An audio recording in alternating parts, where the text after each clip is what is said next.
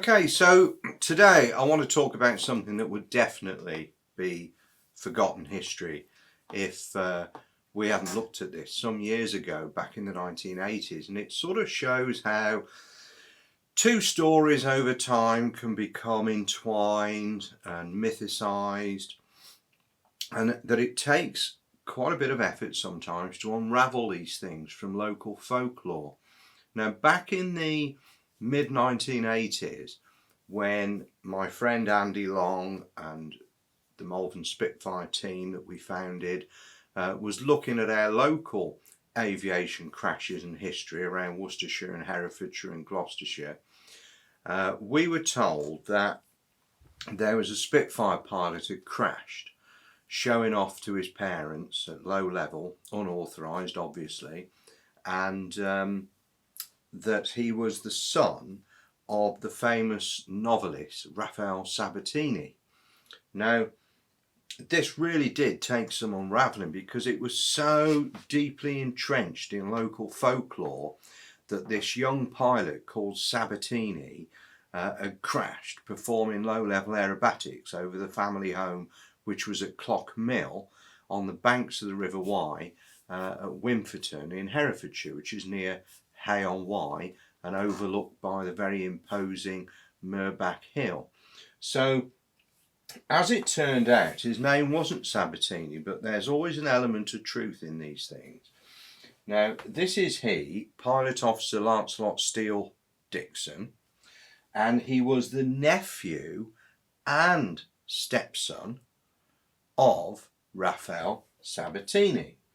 And this is Raphael on the right, and Lanty, as he was called, Lanty's mother Christine on the left. This is skiing somewhere in some exotic European ski destination.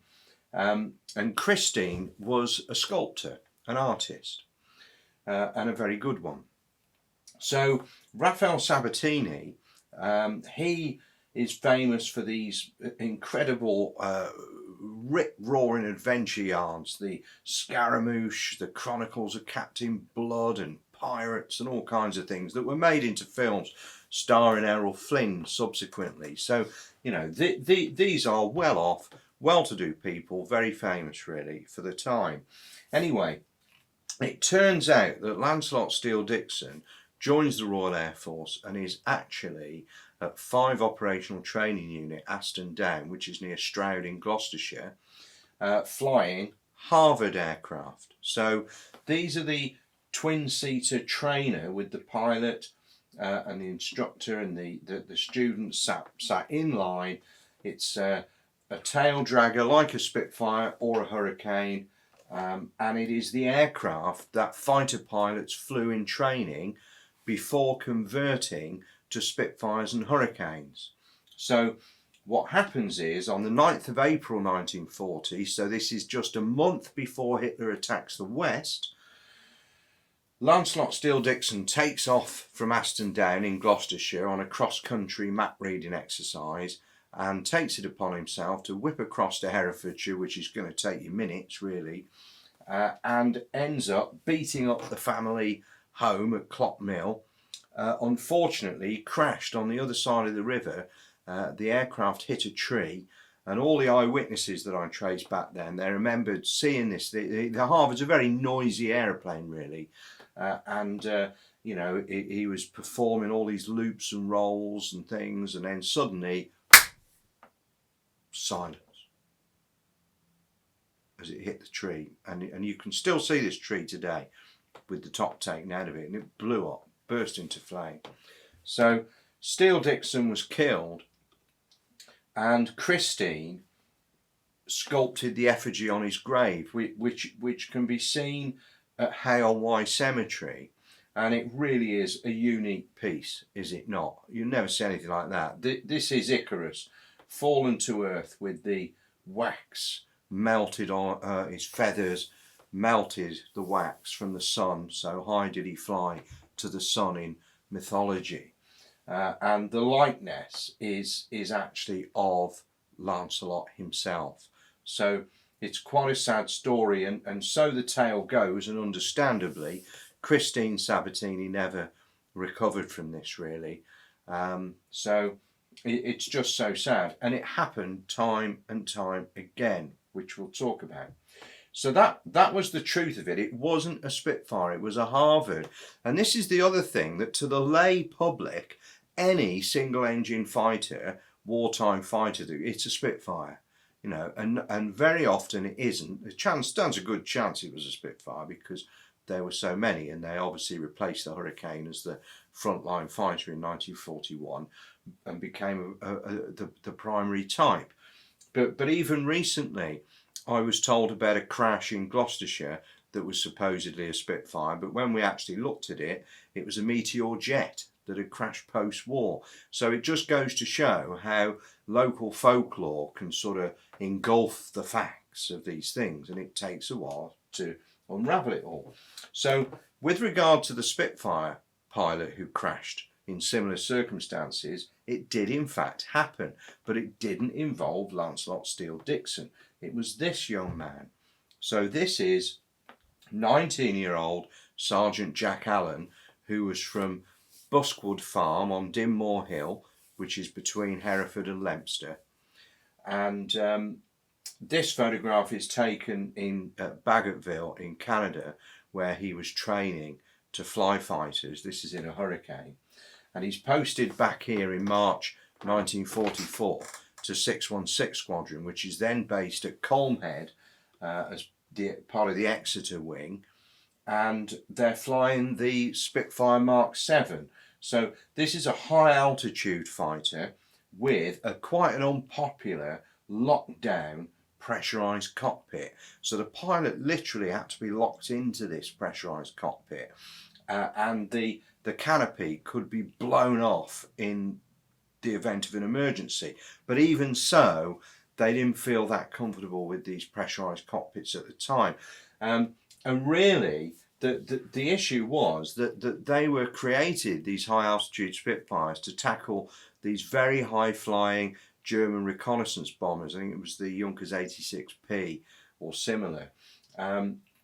But as that threat subsided, these Spitfires end up being used for exactly what the other Spitfires, the LF Mark 9s and so on and so forth, are being used for, which is the ground attack role in the build up to Normandy. So we're talking about the period, the few weeks immediately before D-Day, 6th of June 1944, when the 2nd Tactical Air Force, as Fighter Command has morphed, it's become, in terms of going across to the continent and supporting the Allied armies on the move. So they are not operating at high altitude, they are operating very low down, strafing, attacking enemy troop movements, dive bombing, bridges, railways, anything that will disrupt the German military and the German communications and the Germans' ability to rapidly concentrate reinforcements in the Normandy area. So this is what 616 Squadron's doing down at Exeter on the south coast there. And Jack Allen had actually flown up to Boskwood Farm a couple of times before what was sadly a fatal incident. And on the 2nd of June 1944, he took off from Colmhead on a cross-country air test with a flying officer, Mullinders. And we know that on that day, they came up to Boskwood and the Spitfires beat the farm up. So on a later occasion, it wasn't the first time. And this is an illustration by my old friend, the artist Mark Postlethwaite, and we published this as a print some years ago. But this is the beautiful River Wye and the Wye Valley, and these two Spitfires racing along. And Jack Allen, at the end of the day, he's 19 years old. And 4 days later, he flew on D-Day. And 616 Squadron is very busy round all over that period. Now on the 29th of June, so this is now after D-Day, a few weeks afterwards, he flies up to Boskwood again on his own to show off. These are his parents and his sister Pearl at the farm.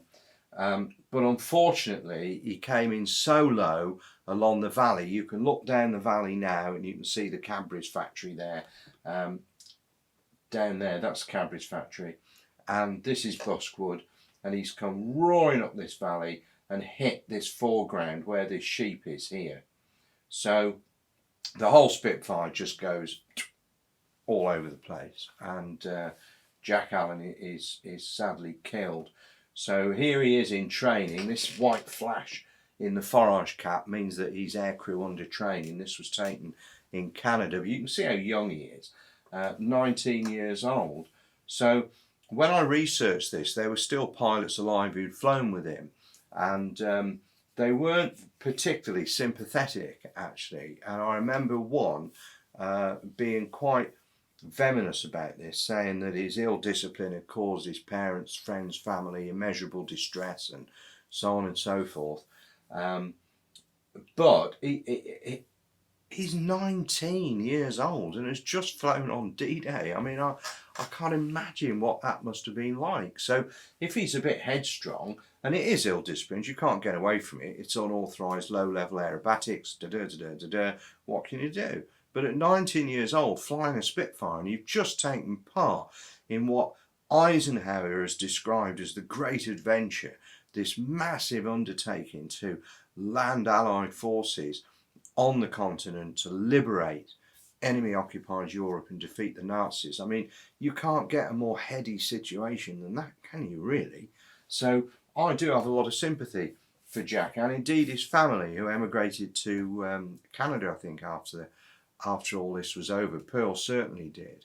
And this is the original marker, the original metal Commonwealth War Graves Commission marker, which has since been replaced by the usual headstone, and it can be found in the churchyard at Hope under Dinmore, near Boskwood Farm, near Leominster.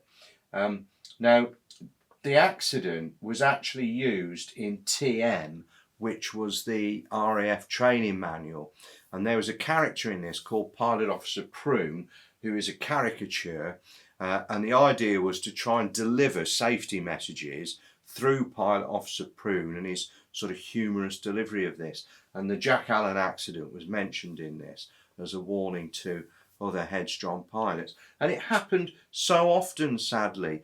Time and time again, you look at pilots who flew in the Battle of Britain, went on and flew in 1941, and when they're rested from combat tours and they are flying as instructors, that they're killed in this way. I mean, one that immediately comes to mind is Leonard Haynes, DFC of 19 Squadron, who went up with an Irk in the back seat of a Magister and crashed showing off to his new wife and was killed, and they're both buried side by side together at a cemetery in Middlesex.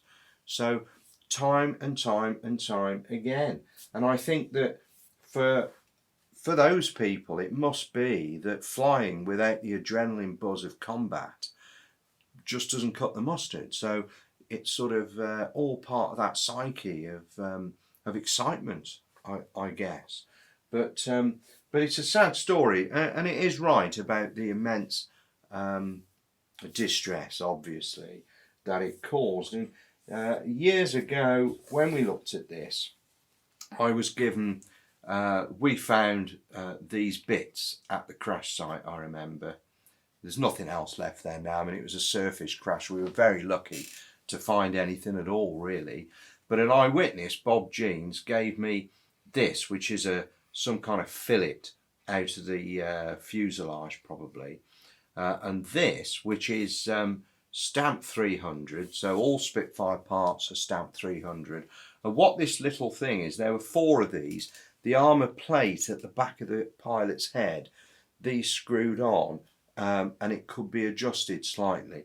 So that's actually a cockpit item. This is an electrical component from an instrument, but that is from Jack Allen's tragic Spitfire Mark 7 MB 762 that crashed on Dinmore Hill, Hope under Dinmore, 29th of June 1944.